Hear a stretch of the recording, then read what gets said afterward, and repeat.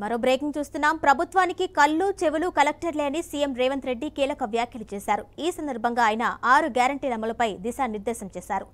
సెక్రటేరియట్లో కొనసాగుతున్న అధికారుల సమీక్ష సమావేశంలో ఆయన పాల్గొన్నారు.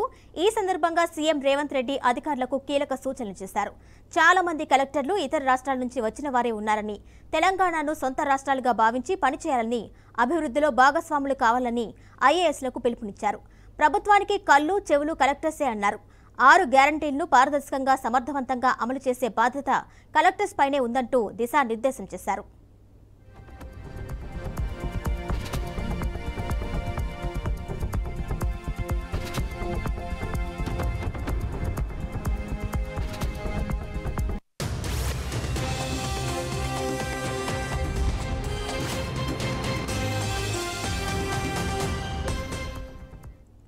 కేవలం ఏసీ గదులకు పరిమితం కావద్దని, క్షేత్రస్థాయిలో ప్రజా సమస్యలను గుర్తించి పరిష్కరించేందుకు కృషి చేయాలి అన్నారు.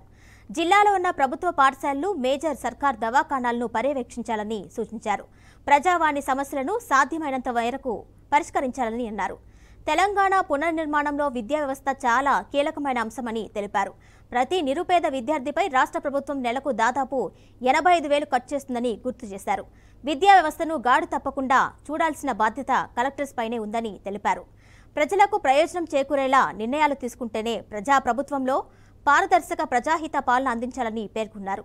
ఈ సమావేశంలో డిప్యూటీ సీఎం మల్లు భట్టి విక్రమార్క, మంత్రులు, ప్రభుత్వ సలహాదారులతో పాటు సీఎస్, డీజీపీ, ప్రభుత్వ సలహాదారులు, ఆయా జిల్లాల కలెక్టర్లు, పోలీస్ కమిషనర్లు, ఎస్పీలు పాల్గొన్నారు.